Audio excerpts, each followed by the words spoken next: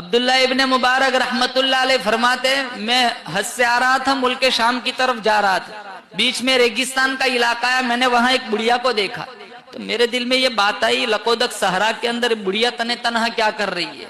تو میں نے کہا السلام علیکم، تو اس نے قرآن سے جواب دیا سلام قولا من رب الرحیم۔ میں نے پوچھا مائی اس لقودق صحرا میں تو تنے تنہا کیا کر رہی ہے؟ وہ قرآن سے کہہ رہی ہے من یضلل اللہ فلا ہادی لہ، اللہ جسے دھکا دے دے اسے سنبھالنے والا کوئی نہیں۔ میں سمجھ گیا یہ اپنے قافلے سے بچھڑی ہوئی ہے۔ میں نے کہا کتنے دن ہو گئے؟ وہ قرآن سے کہہ رہی ہے ثلاث لیال سویہ، 3 راتیں ہو گئی میں قافلے سے بچھڑ چکی ہوں۔ میں نے کہا تیرے پاس پانی تو ہے نہیں، وضو بنانا ہے تو کیسے وضو بناتی ہے؟ وہ قرآن سے کہہ رہی ہے فَإِن لَمْ تَجِدُوا مَاءً فَتَيَمَّمُوا صَعِيدًا طَيِّبًا، پانی نہ ہو پاک مٹی سے تیمم کر کے نماز پڑھو۔ میں سمجھ گیا تیمم کر کے نماز پڑھ رہی ہے۔ میں نے کہا تو 3 دن سے بھوکی ہوگی، تیرے پاس دانا روٹی تو ہے نہیں، میرے پاس روٹی ہے تجھے پیش کروں؟ تو وہ کہنے لگی ثُمَّ أَتِمُّوا الصِّيَامَ إِلَى اللَّيْلِ۔ میں سمجھ گیا یہ تو روزے سے ہے۔ میں نے کہا سفر میں بھی روزہ؟ سفر میں بھی روزہ؟ کہا فَمَن تَطَوَّعَ خَيْرًا فَهُوَ خَيْرٌ لَهُ، نفلی روزہ ہے۔ میں نے کہا سفر میں تو فرض روزہ چھوڑنے کی اجازت ہے، تو نفل روزہ رکھے ہوئے؟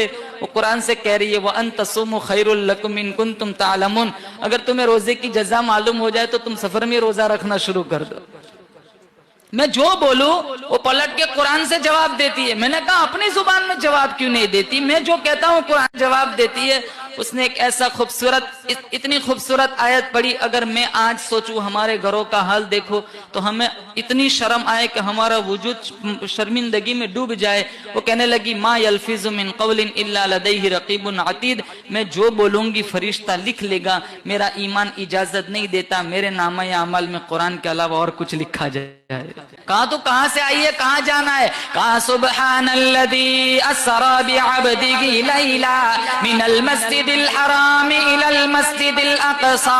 عبداللہ ابن مبارک فرماتے میں سمجھ گیا یہ حج پڑھ کے آئی ہے، ملک شام کی طرف جانا چاہتی ہے۔ میں نے کہا تیرے پاس سواری تو ہے نہیں، میں اپنی سواری پر تجھے سوار کر دوں؟ وہ بڑی عورت کہنے لگی ارے فمن تطوع خیرا وما تفعل من خیر یعلمہ اللہ، تم جو کوئی بھلائی کرو گے اللہ دیکھتا ہے، اللہ اس کی جزا دے گا۔ میں نے اٹھنی کو بٹھایا، بڑھیا کو اس کے اوپر بٹھایا، میں نے ایڑ لگائی، میرے دل کی تمنا تھی بچھڑے ہوئے قافلے سے جلدی سے مل جائے۔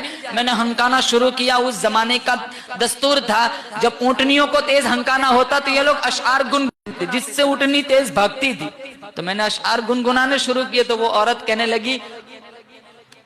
لگی فقرؤوا ما تیسر من القرآن، اشعار کیوں پڑھتے ہو؟ قرآن نہیں جانتے؟ قرآن پڑھو۔ میں نے قرآن پڑھنا شروع کیا۔ میں چلتا رہا، پانی والا علاقہ ہے، وہاں کچھ لوگ بیٹھے ہوئے تھے۔ اس عورت نے جب ان لوگوں کو دیکھا ٹھنڈا سانس لیا، سورۃ الفاتحہ کی پہلی آیت پڑھی الحمدللہ رب العالمین۔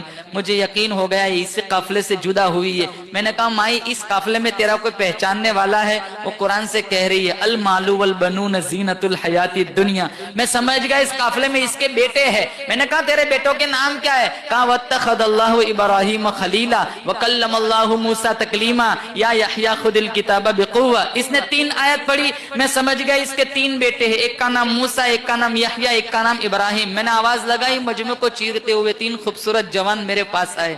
میں کچھ کہوں اس سے پہلے بڑھیا کہنے لگی فبعثوا احدکم بورقکم ہذہ الی المدینہ، پیسہ اٹھاؤ بازار جاؤ ناشتہ لے آؤ۔ ایک گیا بازار سے ناشتہ لایا، میرے سامنے پیش کیا، بڑھیا مجھے کہنے لگی کلوا واشربوا ہنیئا بما اسلفتم من ایام خالیہ، پڑھو یہ کھاؤ اب تک جتنے احسان کی اس کی جزا ہے۔ میں نے کہا میں نہیں کھاتا۔ کہا کیوں؟ کہا پہلے تمہاری ماں کا قصہ سناؤ، 4 گھنٹے اس کے ساتھ ہو گئے، قرآن کے علاوہ کچھ بولتی نہیں۔ کہا آپ 4 گھنٹے میں تھک گئے، آج 40 سال ہو گئے میری ماں نے قرآن کے علاوہ کوئی بات ہی نہیں کی۔